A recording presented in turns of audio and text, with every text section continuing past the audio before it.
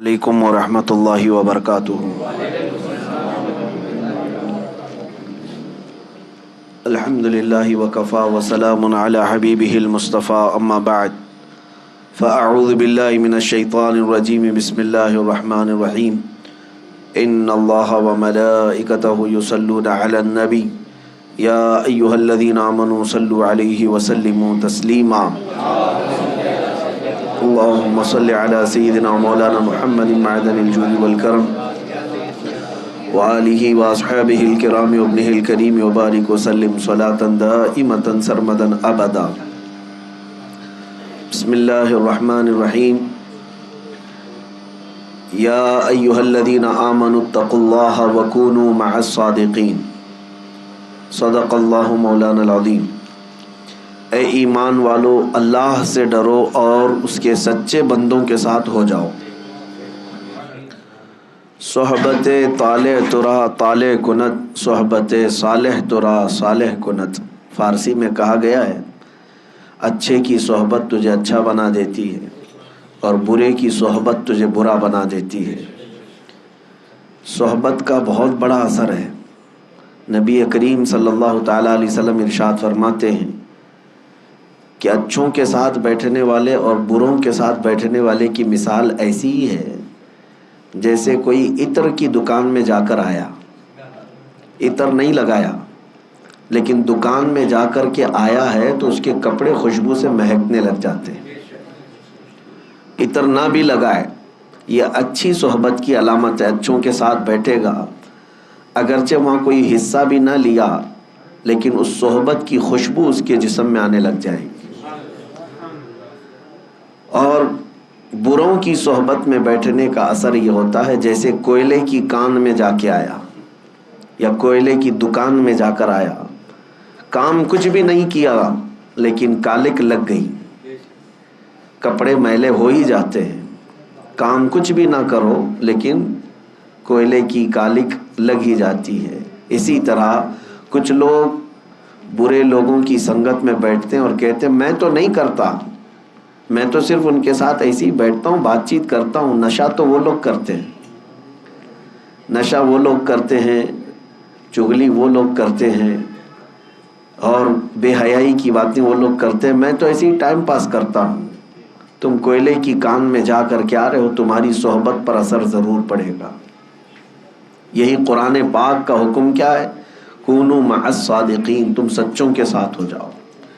قیامت کے دن اللہ کریم فرماتا ہے کچھ لوگ ایسے ہوں گے صرف دوستی کی وجہ سے دوزخ میں جا رہے ہوں گے۔ 19ویں پارے کی شروع کی آیتیں ہیں۔ اللہ تعالیٰ فرماتا ہے کچھ لوگ پکار کر کہیں گے یا ویلتا لیتنی لم اتخذ فلانا خلیلا، اے کاش اگر میں فلاں کو دوست نہ بنایا ہوتا تو کتنا اچھا ہوتا۔ افسوس کر رہا ہوگا وہاں پر۔ لقد اضلنی عن الذکر، اس دوست نے ہی مجھے اللہ کے ذکر سے غافل کر دیا، گمراہ کر دیا۔ صحبت کا بہت بڑا اثر ہے، بہت بڑا اثر ہے۔ اسی لیے کہتے ہیں نا جیسی چھاؤں ویسا ہی وہ اس کی پرورش ہوتی ہے، اس کی نشو و نما ہوتی ہے۔ اور یہاں تک کہ یہ تو دنیا کی بات ہے، صحبت دیکھنا بہت ضروری ہے۔ آپ کسی جگہ گھر لے رہے ہیں تو خیال کرتے ہیں کہ آس پاس کیسے لوگ ہیں، خیال کرتے ہیں کیونکہ تمہارا گھر وہاں ہے، تمہارے بیوی بچے رہنے والے ہیں، تم آس پڑوس کا ماحول دیکھتے ہو پھر گھر لیتے ہو۔ اور جس کو فرق نہیں پڑتا صحبت کا تو وہ تو کہیں کچرے میں بھی رہ جائے، لیکن صحبت کا اثر کتنا ہوتا ہے اگر کسی بندے کو احساس ہے تو وہ بہت سوچ سمجھ کر کے اپنی نشست کا انتخاب کرتا ہے۔ جب آپ گھر لے رہے ہوں تب اس کا خیال رکھتے ہیں، جب آپ کہیں کسی جگہ پر بیٹھ رہے ہو تو اس بات کا بھی خیال رکھیں کہ آس پاس کون بیٹھا ہے۔ اور صحبت کا اثر میں آپ کو بتاؤں، آپ شراب نہیں پیتے لیکن شرابیوں کے بیچ میں ایک دن بیٹھے تھے تو آپ کے اوپر اس کی تہمت لگی جاتی ہے۔ شاید کرتا ہوگا، ان کے ساتھ بیٹھتا تو ہے، تہمت صرف صحبت کی وجہ سے لگی، آپ نے کیا کچھ نہیں۔ نشے کے اڈے پر بیٹھے ہوئے تھے، نشہ کیا نہیں لیکن تہمت لگ گئی۔ کہ اس کو بھی شاید اس کی لت لگی ہوگی، کیونکہ اس کا اٹھنا بیٹھنا تو انہی لوگوں کے ساتھ ہے۔ کبھی آپ خیال کرتے ہیں کہ صحبت کا کتنا زیادہ اہتمام دنیا میں بھی ہوتا ہے؟ جب رشتے کی بات آتی ہے، لڑکی کی تو خوبصورتی اس کے گھر میں جا کر دیکھتے ہیں، لیکن لڑکے کے لیے جو سب سے پہلی چیز دیکھی جاتی ہے اس کی صحبت دیکھی جاتی ہے۔ یہی دیکھا جاتا ہے کہ وہ کن لوگوں کے ساتھ اٹھتا بیٹھتا ہے، اس کی دوستی یاری کس کے ساتھ، اسی پر لوگ اس کو پرکھ لیتے ہیں۔ اگر اس کی دوستی یاری اچھے لوگوں کے ساتھ ہے تو اس کا معیار بلند مانا جاتا ہے کہ نہیں اچھا لڑکا ہے، خود بھی پابند ہے اور اس کے دوستوں میں یاروں میں سب جو ہے پابند لوگ ہیں، نمازی لوگ ہیں، یہی کہا جاتا ہے، تعریف میں یہی کہا جاتا ہے۔ اور خود اچھا ہے لیکن اگر غلط سنگت میں رہتا ہو تو اس کے اوپر ایک دھبا لگ جاتا ہے، اور یہی اس کے رشتے کو توڑنے کا سبب بن جاتا ہے۔ سب یہ کہتے ہیں نہیں اس کی تو سنگت بہت بری ہے، برے لوگوں کے ساتھ رہتا ہے۔ تو آپ اندازہ کریں کہ دنیا میں صحبت کا اتنا بڑا اثر ہے، تو پھر آخرت میں اس کا بہت زیادہ اہتمام ہوگا، دیکھا جائے گا۔ حتیٰ کہ مرنے کے بعد نبی پاک صلی اللہ تعالیٰ علیہ وسلم نے یہ بھی ارشاد فرمایا، اپنی میتوں کو جب قبرستان میں دفن کرو تو اچھوں کے بغل میں دفن کرو۔ یا اپنے لیے تم دفن کی جگہ منتخب کرتے ہو، ویسے تو کسی کو خبر نہیں ہے کہ کون کہاں مرنے والا ہے، لیکن اگر اتفاق ایسا آیا یا وصیت کر رہے ہو تو ایسی جگہ دفن ہونے کی نصیحت کرو جہاں اللہ والے آرام کر رہے ہو۔ کیوں؟ صحبت کا اثر مرنے کے بعد بھی ہے، قبروں کے بعد بھی۔ میں مرشد گرامی حضور تاج الشریعہ رحمۃ اللہ تعالی علیہ کی وصیت کو بتاتا ہوں۔ آپ نے فرمایا تھا اپنی زندگی میں، اگر کہیں میرا انتقال ہو جائے سفر کے دوران تو وہیں کسی اللہ کے ولی کے آستانے پر یا کہیں قریب میں جگہ مل جائے مجھے دفن کر دینا۔ یہ نصیحت، یہ وصیت اپنی زندگی میں کیا تھا، جہاں کہیں اللہ والے ہوں وہاں پر ہمیں دفن کر دیں۔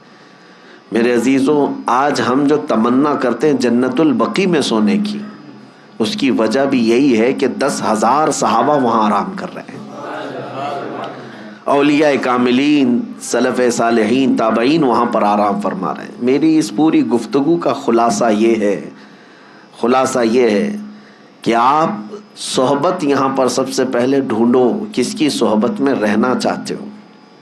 زندگی کے بہت مختصر دن ہیں، ظاہر سی بات ہے دھوپ میں چلنے والا چھاؤں ضرور ڈھونڈتا ہے، تو چھاؤں دیکھنے کے وقت یہ دیکھنا کہ کون سی چھاؤں لے رہے ہو، گدھے کی چھاؤں یا پھر کسی پھلدار پیڑ کے نیچے آنا پسند کرتے ہو۔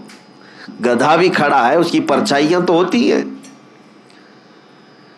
گدھا اگر کھڑا ہو تو اس کی پرچھائی تو پڑتی، وہاں پہ بھی چھاؤں ہے۔ اگر تم یہ سوچتے ہو دھوپ سے بچنے کے لیے یہ چھاؤں لے لوں تو تمہاری سوچ پر اور تمہارے انتخاب پر تو دنیا کہے گی۔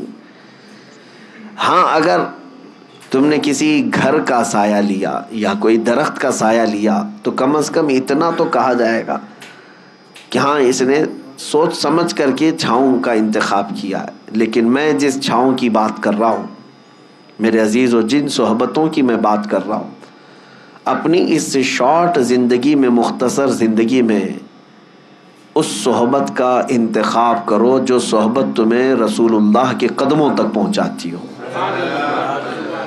نبی پاک صلی اللہ تعالیٰ علیہ وسلم تک پہنچاتی ہو، اس صحبت کا انتخاب کرو۔ اور اسی لیے جانتے ہیں صوفیاء اکرام نے پیر کا انتخاب کرنا، مرشد کون ہوتا ہے اس کے لیے بھی کیا رکھا ہے جانتے ہیں؟ ظاہر سی بات ہے مرشد اور پیر ایک سایہ ہے جس کے سائے میں بیٹھ کر کے دل کو قرار آتا ہے، سکون آتا ہے۔ دنیا کی دھوپ، گناہوں کے جھمیلوں سے نکل کر کے جب اپنے مرشد کے سائے میں بیٹھے تو اس کو دل کا قرار آئے۔ لیکن جانتے ہو صوفیاء اکرام نے مرشد تلاش کرنے کے لیے بھی یا پیر ڈھونڈنے کے لیے بھی جو چیز سب سے اہم بتائی ہے وہ کیا ہے؟ یہ علامتیں نہیں رکھی گئی ہیں کہ چہرہ گورا ہونا چاہیے، کپڑے ایسے پہنتا ہو، اتنا لمبا ہو، اتنا ناٹا ہو، اتنا چوڑا ہو، یہ سب چیزیں تو نہیں ہیں، لیکن البتہ یہ کہا گیا ہے، یہ فرمایا گیا کہ مرشد کی تلاش میں تم یہ دیکھو کہ تم صحبت میں اس کے رہنے والے ہو، اس کی چھاؤں میں بیٹھنے والے ہو. یہ ضرور خیال رکھنا مرشد وہی ہوگا تمہارا جس کو دیکھ کر کے تمہیں اللہ کی یاد آنے لگے اور اپنے گناہوں سے نفرت ہونے لگ جائے، نبی پاک صلی اللہ تعالی علیہ وسلم کے دیدار کی طلب بڑھ جائے. یہ صحبت کا اثر ہے، ورنہ صرف ناموری ہے تو پھر تم اس کی صحبت میں جا کر کے بھی کچھ نہیں اٹھا سکو گے. عزیزان گرامی وقار، اسی کو قرآن نے کہا ہے، اے ایمان والو اللہ سے ڈرو اور سچوں کی صحبت میں آ جاؤ، سچوں کی صحبت میں آ جاؤ. اور سچے کون ہیں؟ دنیا کے سب سے سچے لوگ انبیاء اکرام علیہ السلام، ان کے بعد صدیقین کی جماعت، ان کے بعد شہداء اور صالحین اولیاء اکرام کی جماعت. یہ وہ ہیں جن کو قرآن نے صادقین کہا ہے. اب میں آپ کو بتاؤں، یہ تو ہم تشریح کر رہے ہیں صادقین، لیکن میں آپ کو بتاؤں دنیا کا سب سے بڑا صادق جس کو کفار و مشرکین بھی صادق کہتے تھے وہ میرے رسول کی ذات. مکہ کے کفار کیا کہتے تھے رسول اللہ کو؟ امین اور صادق ہی کہتے تھے. یعنی قرآن تو کہہ رہا ہے سچوں کی صحبت میں ہو جاؤ، میں کہتا ہوں پوری دنیا کا جس کے سچا ہونے پر اتفاق ہے اس کی صحبت کتنی اہمیت رکھتی ہے.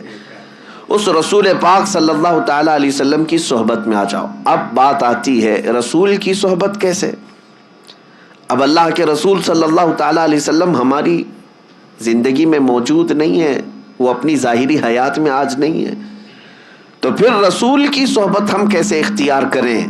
تو نبی پاک صلی اللہ تعالی علیہ وسلم کی احادیث کے ذریعے سے ملتا ہے کہ پھر امت کے جو اولیاء اکرام ہیں، علماء صالحین ہیں، وہ نبی کے نائب ہوتے ہیں، ان کی صحبت نبی کی صحبت. یہ جو چین ہے، یہ جو چین ہے اپنے مشائخ سے وابستہ رہنے کی، تو اگر کوئی اس کو دکان سمجھتا ہے تو وہ بے عقل اور بے وقوف ہے. علماء اور مشائخ سے جو عوام وابستہ ہے اس کی ایک وجہ یہی ہے کہ یہ رسول اللہ کی صحبت حاصل کرنا چاہتے ہیں.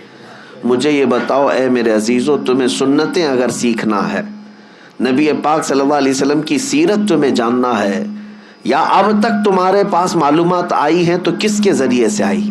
علماء اکرام کے ذریعے سے آئی. تو رسول اللہ کے وہ نائب ہیں اور ان کی صحبت تمہارے لیے نبی کی صحبت ہے. اب سنو آگے کی بات، یہ تو میں تمہید کے طور پر آج عرض کیا، اور اب صحبت کا فائدہ بھی میں آپ کو بتاؤں. صحبت کا فائدہ، جس کی صحبت میں رہتے ہو ویسا ہی اثر بھی پیدا ہوتا ہے. ہاں، جس کی صحبت میں رہتے ہو ویسا ہی اثر پیدا ہوتا ہے. بلکہ تو یہ محاورہ مشہور ہے، خربوز کو دیکھ کر خربوز رنگ پکڑ لیتا ہے. ہاں، یعنی جو اناج ہے، جو نباتات ہے، اس میں اگر یہ اثر ہوتا ہے کہ ایک پھل دوسرے پھل کو دیکھ کر ویسی رنگ پکڑتا ہے، تو پھر انسان تو انسان ہے. انسان فلیکسیبل ہے، یہ بہت جلدی اڈاپٹ کرتا ہے دوسری چیزیں. اسی لیے ہم نے دیکھا ہے شہروں کے بچے کیسے ہوتے ہیں، گاؤں کے بچے کیسے ہوتے ہیں، بہت فرق ہے. عرب کے بچے کیسے، امریکہ کے بچے کیسے. کیوں؟ بچے کیا ماں کے پیٹ سے سب سیکھ کر کے آئے؟ نہیں، یہ سارا ان کے اوپر صحبتوں کا اثر ہے. یہ جس سائے میں رہتے ہیں بچے وہی اڈاپٹ کرتے ہیں. اب ان بچوں کی بولی جیسے ہی زبان کھلتی ہے، کون سی باتیں کرتے ہیں یہ؟ کون سی باتیں کرتے ہیں یہ؟ آسمان سے کوئی زبان لے کر کے آئے؟ نہیں، یہ جس سائے کے اندر رہ رہے ہیں، آپ کو جیسا بولتے ہوئے دیکھا ویسی ہی ان کی بھی زبان کھل گئی. وہی جملے، وہی الفاظ، وہی زبان. جس گھر میں گالی گلوچ ہو رہی تھی تو بچے کوئی اندازہ نہیں گالی گلوچ کیا ہوتی ہے، لیکن اس کو خیریت سمجھ کر کے گالی ہی دیتا ہے. کسی کو وش کرنے کے لیے بھی وہ گالی ہی دیتا ہے، کیونکہ اس نے ماحول ویسا حاصل کیا ہے. اور جن بچوں کے گھر دینی ماحول میں ڈھلے ہوئے ہیں ان بچوں کی زبان پر بھی اثر نظر آتا ہے. یہ تو ظاہری اثر ہوا، باطنی اثر بھی بہت بہت زیادہ ہوا کرتا ہے. جو جس کی صحبت میں رہتا ہے ویسا ہی رنگ پکڑتا ہے، ویسی رنگ پکڑتا ہے. میں آپ کو بتاؤں، سیدی اعلیٰ حضرت امام اہل سنت فاضل بریلوی رضی اللہ تعالیٰ عنہ جب مارحہ مطہرہ تشریف لے گئے تھے، اس وقت وہ جوان تھے، 20-22 سال کی عمر ہوگی، اور ان کے پیر و مرشد کی عمر 80 کے اوپر تھی غالباً، عمر زیادہ ہو چکی تھی. بیعت ہونے کے لیے گئے تھے اعلیٰ حضرت، اور مارحہ کے اس بزرگ کے پاس جن کو خاتم الاکابر سید آل رسول احمدی ماراروی رحمۃ اللہ علیہ کہا جاتا ہے. اولیاء اکرام میں ایک سند ہے ان کی، حضرت سید آل رسول ماراروی کی. جب مارحہ مطہرہ اعلیٰ حضرت گئے، وہاں پر تو حال یہ تھا کہ سید آل رسول ماراروی رحمۃ اللہ علیہ مرید تو کرتے تھے، لیکن خلافت کا معاملہ بہت الگ تھا.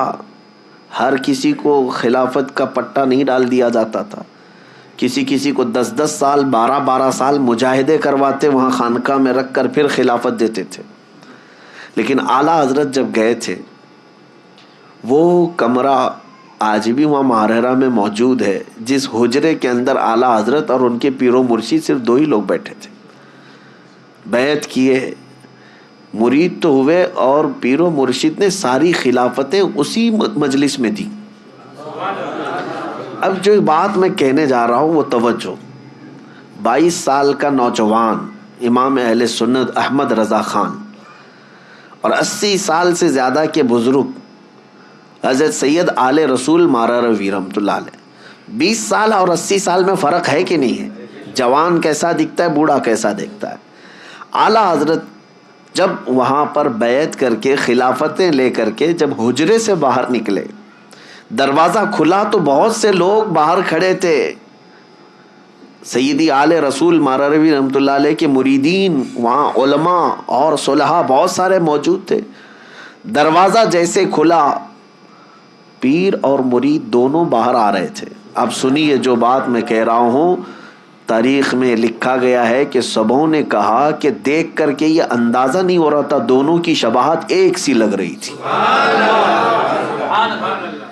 دونوں کی شباہت ایک جیسی لگ رہی تھی. یہ چند لمحوں کی صحبت مرشد کی 22 سال کے جوان کو خاتم الاکابر کی شباہت عطا کرتی ہے.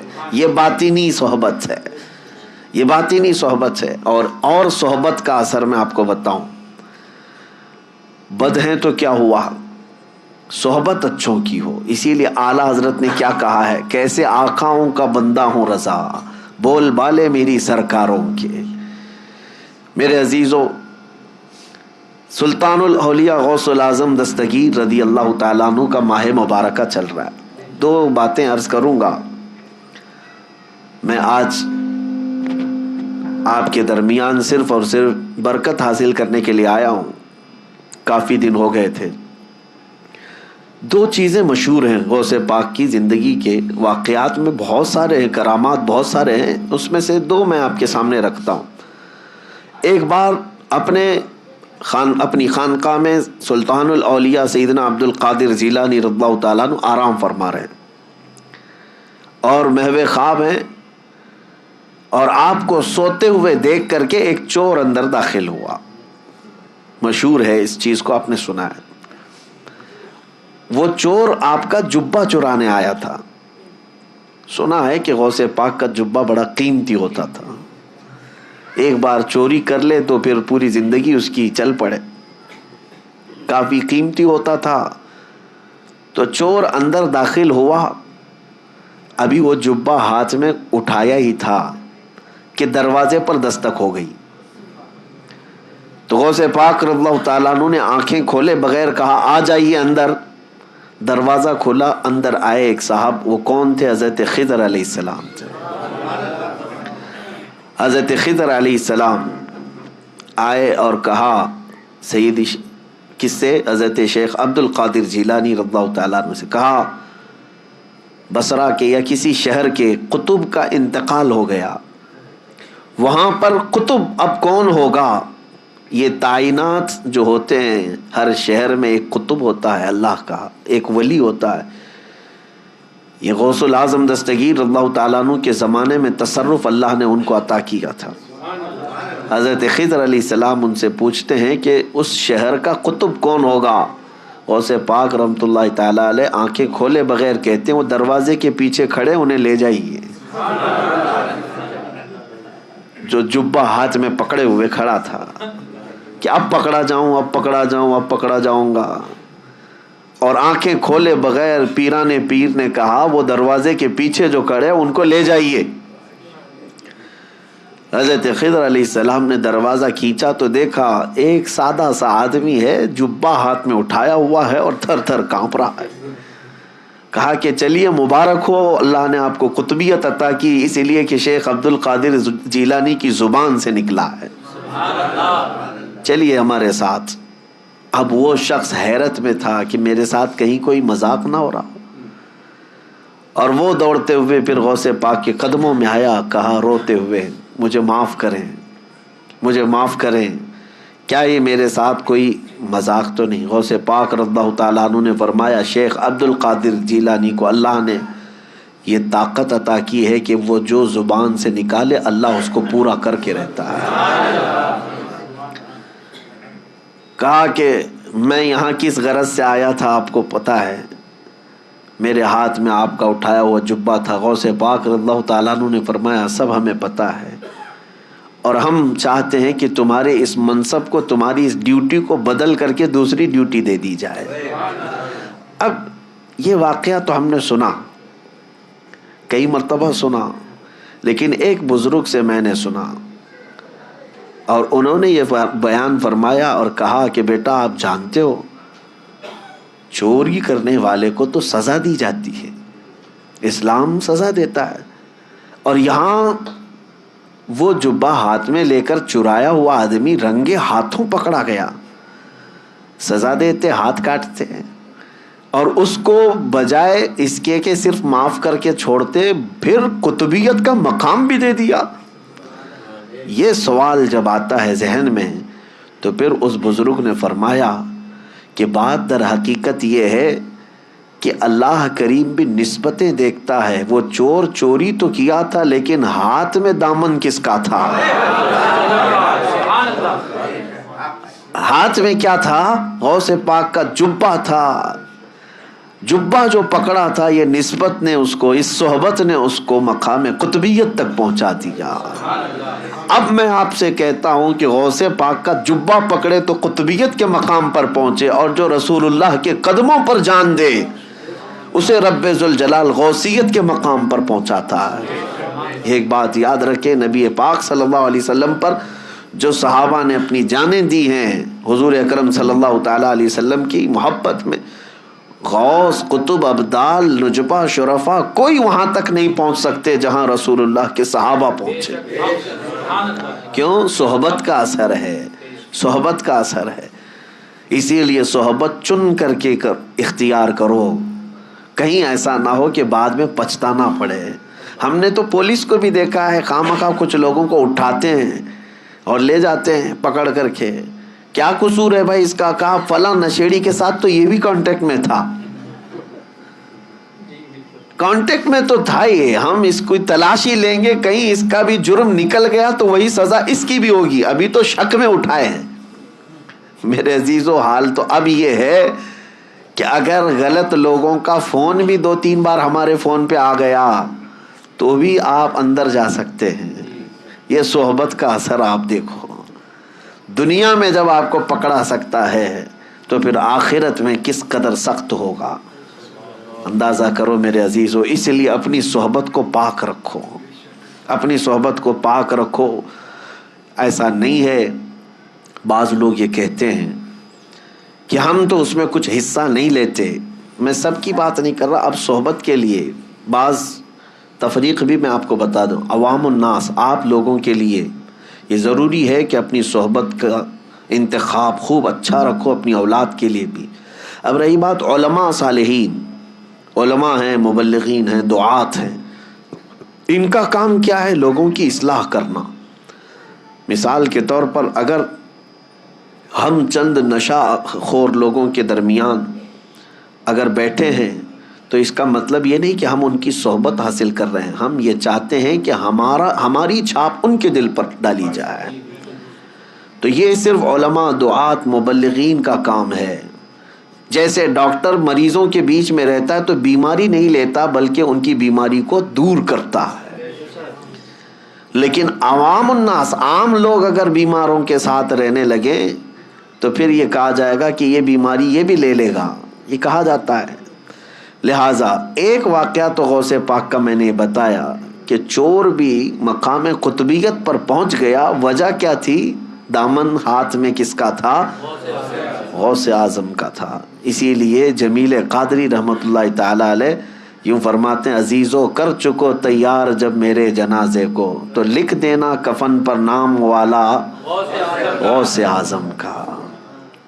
اب دوسری بات، بغداد مقدسہ میں جو ایک واقعہ مشہور ہے کہ حضرت شیخ احمد جام اپنی شیر کی سواری کرتے ہوئے بغداد کے کسی بھی محلے میں جاتے تو اس محلے والے ایک گائے ان کے شیر کو قربان کر دیا کرتے تھے۔ وہ غوث پاک کے محلے میں آئے اور بولا کہ جاؤ شیخ عبد القادر جیلانی کی خانقاہ سے بھی ایک گائے ہمارے شیر کے لیے لے آؤ۔ غوث پاک نے منع نہیں فرمایا، اپنے خادم سے کہا لے جاؤ لنگر خانے سے جو گائے ہوگی، لے کر کے گئے۔ لیکن وہاں پر ہڈیاں کھا کر پلنے والا ایک کتا، پالا ہوا نہیں پلا ہوا، دونوں میں بہت فرق ہے۔ پالا ہوا نہیں، خود سے پلا ہوا کتا نکلا ساتھ میں، اسے کسی نے ٹرین کر کے بھیجا نہیں تھا، اسی لیے میں نے لفظ میں ہی کہا کہ پالا ہوا نہیں ہے، پلا ہوا۔ اور غوث پاک رضی اللہ تعالیٰ عنہ کے آستانے سے جب وہ گائے شیر کے قریب پہنچی تو شیر بھوکا جھپٹا مارنے ہی والا تھا کہ یہ کتا اس پر جھپٹا مارا اور دم زدن میں شیر کو چیر کر کے رکھ دیا۔ یہ شاید واقعہ ایسا پہلا ہوگا کہ ایک کمزور کتا جنگل کے راجا پر بھاری ہو گیا ہو۔ اب تک ہم سنتے یہی آئے تھے کہ جانوروں میں شیر جو ہے راجا ہوتا ہے، لیکن یہاں راجا کا باجا ختم ہو گیا۔ کیوں؟ غوث پاک رضی اللہ تعالیٰ عنہ کے محلے میں آیا اور کتا جو ہے شیر کو پھاڑ کر 2 ٹکڑوں میں بدل دیا۔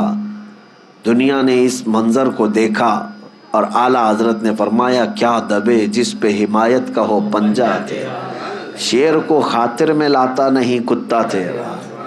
اب یہاں پر مسئلہ یہ ہے، شیر شیر ہی تھا وہ اور کتا کتا ہی تھا، اور اصول آج بھی وہی ہے کہ شیر ہی بھاری ہوتا ہے، لیکن یہ اصول اس جگہ ٹوٹ جاتا ہے جہاں کتے کی نسبت دربار غوث سے ہو جائے۔ اب میں آپ کو یہ کہتا ہوں کہ کتا ہے، کتے پالنے کی ہمارے ہاں شریعت میں اس کا حکم نہیں ہے۔ بعض مقامات ایسے ہیں جیسے کھیتی باڑی یا حفاظت کے لیے ان کو شریعت نے مستثنا رکھا ہے۔ جس جانور کو ہم پالتے بھی نہیں، خود سے گھروں کے پاس بیٹھ کر پل جاتا ہو، اس کتے کا حال یہ ہے کہ دربار غوث کے سائے میں بیٹھا کرتا تھا، غوث پاک کے آستانے کے سائے میں بیٹھا کرتا تھا، اور طاقت کا حال یہ ہے کہ جنگل کے راجا کو بھی پھاڑ کے رکھ سکتا ہے۔ یہ صحبت کا اثر ہے، یہ صحبت کا اثر ہے۔ اب دوسری بات میری یہ توجہ سے سنو، دوسری بات یہ سنو کہ غوث پاک کے دسترخوان پر پڑے ہوئے ٹکڑے یا پھینکے ہوئے ٹکڑے کھا کر پالا ہوا نہیں بلکہ پلا ہوا کتا شیر پر بھاری ہو سکتا ہے۔ اب سوچو کہ غوث پاک نے جس کو پالا ہو، پلا ہوا نہیں بلکہ غوث پاک کے ہاں پالا ہوا، اور وہ بھی کتا نہیں، کوئی وقت کا عالم دین ہو تو پھر وہ اپنے زمانے کا مجدد اعظم بن جاتا ہے۔ اعلیٰ حضرت فاضل بریلوی رحمۃ اللہ علیہ پھر اس کو یوں کہتے ہیں، میں یہ مثال اس لیے دے رہا ہوں کہ اعلیٰ حضرت امام اہل سنت اپنے آپ کو کہتے ہیں کہ میں غوث اعظم کا وہاں پر دربار کا کتا ہوں، بلکہ وہ پلا ہوا نہیں پالا ہوا۔ اور جس کو غوث پاک کی نسبت حاصل ہو، عنایت حاصل ہو، پھر وہ کہتے ہیں اعلیٰ حضرت اپنی قسمت پر کہتے ہیں کہ میری قسمت کی قسم کھائیں سگانے بغداد، بغداد کے کتے میری قسمت کی قسم کھائیں گے۔ اعلیٰ حضرت فرماتے کیوں؟ ہند میں رہ کے بھی دیتا رہوں پہرا تیرا، ہند میں رہ کے بھی دیتا رہوں پہرا تیرا۔ اور اعلیٰ حضرت اسی نسبت اور اسی صحبت کے بارے میں کہتے ہیں، یا سیدی عبد القادر جیلانی غوث اعظم، تجھ سے در سے سگ، اور سگ سے ہے مجھ کو نسبت۔ غوث پاک سے ان کے دروازے کو نسبت ہے، ان کے دروازے سے کتے کو نسبت ہے، اور کتے سے اعلیٰ حضرت کہتے ہیں مجھے نسبت ہے۔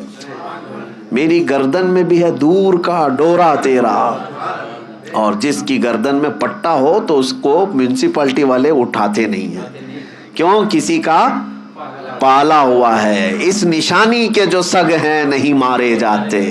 اعلیٰ حضرت کہتے ہیں اس نشانی کے جو سگ ہیں نہیں مارے جاتے، حشر تک میرے گلے میں رہے پٹا تیرا۔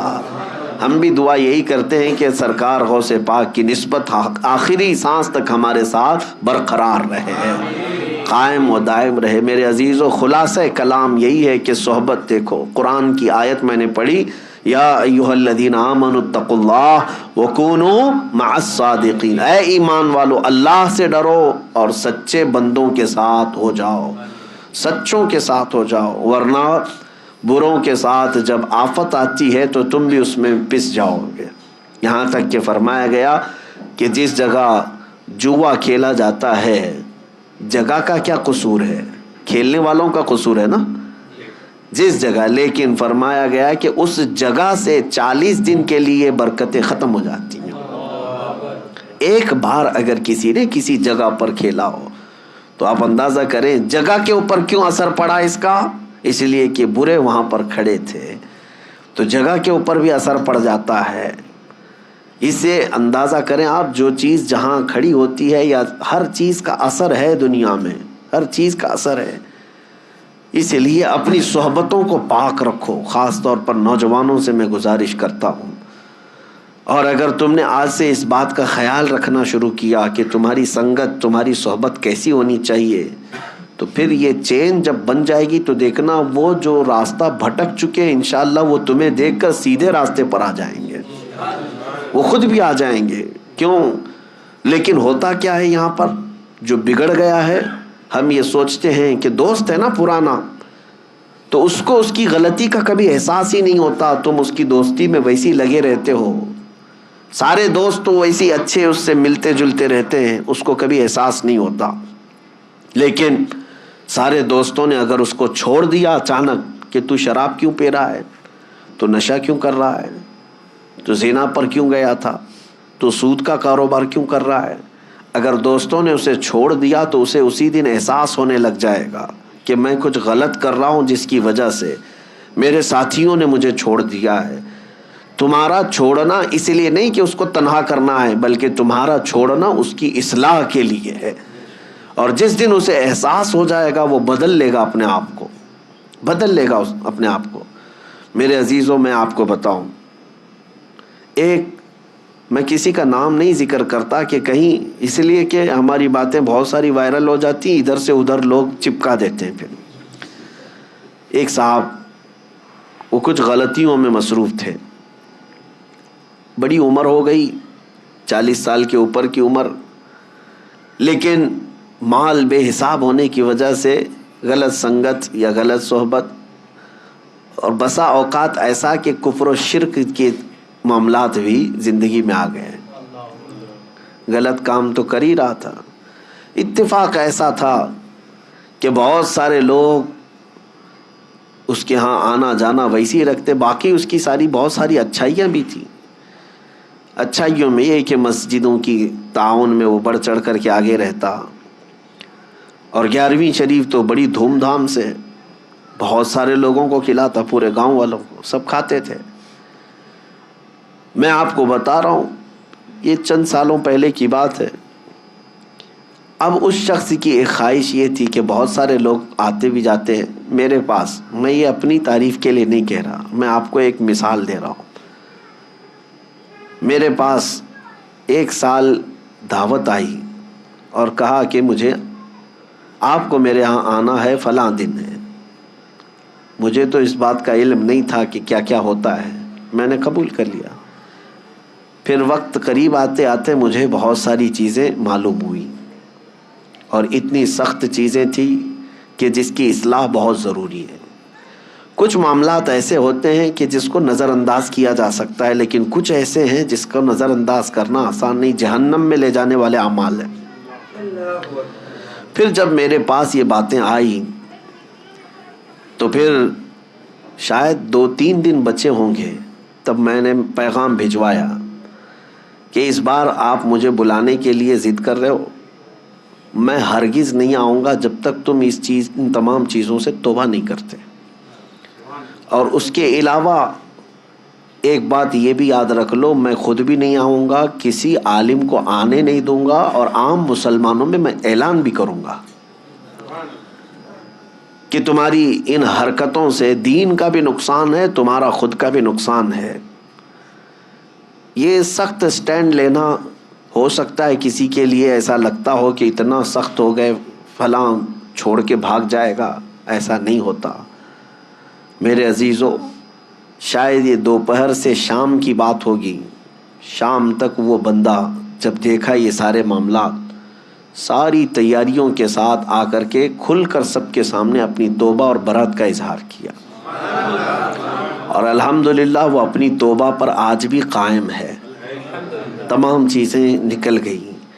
میں یہ بات اس لیے کہہ رہا ہوں کہ اگر مومنین مل کر کے کسی کی اصلاح کی کوشش کریں کہ ہم تیری صحبت میں نہیں بیٹھیں گے، اگر تو باز نہیں آیا تو پھر اس کے اصلاح کا سامان ہو سکتا ہے۔ ہوتا یہ ہے عام طور پر کہ لوگ چاہتے نہیں ہیں، لوگ اس کے ساتھ اٹھنا بیٹھنا ویسے ہی جاری رکھتے ہیں، اس کی برائیاں دیکھ دیکھ کر کے بھی۔ میرے عزیزو، یہ اس کے لیے بھی زہر ہلال ہے اور تمہارے لیے بھی۔ وہ خود کبھی اصلاح کی طرف نہیں آئے گا، اور اس کی برائیوں کی صحبت کی وجہ سے تمہارے اوپر بھی قیامت کے دن سخت پکڑ ہو سکتی ہے۔ ان 2 چیزوں کی طرف آپ توجہ دیں۔ اب اخیر میں گفتگو کو سمیٹتے ہوئے یہ بات کہوں گا کہ ہم آج اپنے پیر و مرشد کے ہاتھ میں ہاتھ دے کر بیعت جو کرتے ہیں، یہ بھی صحبت ہی کی بات ہوتی ہے، صحبت ہی کی بات ہوتی ہے کہ ہمیں اچھوں کی صحبت ملے جو ہمیں رسول اللہ تک پہنچائے۔ اور اب دعا یہ کرتا ہوں اللہ کریم کی بارگاہ میں، جو اعلیٰ حضرت نے دعا کیا تھا۔ اعلیٰ حضرت نے کیا دعا کیا تھا؟ قادری کر، قادری رکھ، قادریوں میں اٹھا۔ یہ دعا بھی صحبت ہی بتاتی ہے، صحبت ہی بتاتی ہے۔ اچھا، جتنے بھی آپ کے نام کے ساتھ جو لفظ جڑ جاتے ہیں، آپ کے نام کے ساتھ نسبت، سلسلے کے نسبت کی وجہ سے جو نام جڑ جاتے ہیں، کوئی برکاتی ہے، کوئی نظامی ہے، کوئی قادری ہے، کوئی چشتی ہے، کوئی نقش بندی ہے، کوئی سہروردی ہے، اور کوئی رضوی، کوئی اشرفی، یہ نام تو نہیں ہے لیکن یہ نسبت ہے۔ اب آپ کے نام کے ساتھ اگر احمد اور برکاتی جڑ گیا تو یہ برکاتی لفظ ہی بتاتا ہے کہ اس کو صحبت ماہرہ مطہرہ سے حاصل ہے۔ قادری اگر آپ کے نام کے ساتھ جڑا ہے تو یہ لفظ بتائے گا کہ اس کی صحبت بغداد سے جڑی ہوئی ہے۔ چشتی اگر کسی کے نام کے ساتھ جڑا ہے تو یہ بتاتا ہے کہ غریب نواز کی صحبت میں جانے والا بندہ ہے، ان کی صحبت کا طالب ہے، اس لیے اپنے ناموں کے ساتھ یہ نسبتیں لگاتے ہیں۔ دنیا والے اپنے اپنے دوسرے بزنس کے نسبتوں پر فخر کرتے ہوں گے کہ اپنے ناموں کے ساتھ کسی عہدے کی نسبت لگا کر کے، لیکن اعلیٰ حضرت جس پر فخر کرتے تھے وہ قادری نسبت پر فخر کرتے تھے۔ علامہ، مولانا، مفتی، الحاج، قاری، حافظ، یہ سب ہو سکتا ہے منصب ہوں، عہدے ہوں، لیکن اعلیٰ حضرت اپنے لیے جو لکھتے تھے فقیر قادری۔ جہاں پر بھی آپ دیکھیں گے اعلیٰ حضرت کیا لکھتے تھے؟ فقیر قادری، یعنی اپنے آپ کو فقیر بھی لکھتے تھے اور نسبت میں قادری لکھا کرتے تھے۔ اسی لیے انہوں نے دعا بھی یہی کی، قادری کر، قادری رکھ، اور قادریوں میں اٹھا۔ قیامت کے دن بھی انہی صحبتوں میں مولا ہمارا حشر فرمائے، قدر عبد القادر قدرت نما کے واسطے۔ وصلی اللہ تعالی علی خیر خلقی محمد وآلہ واصحابہ اجمعین برحمتک یا ارحم الراحمین۔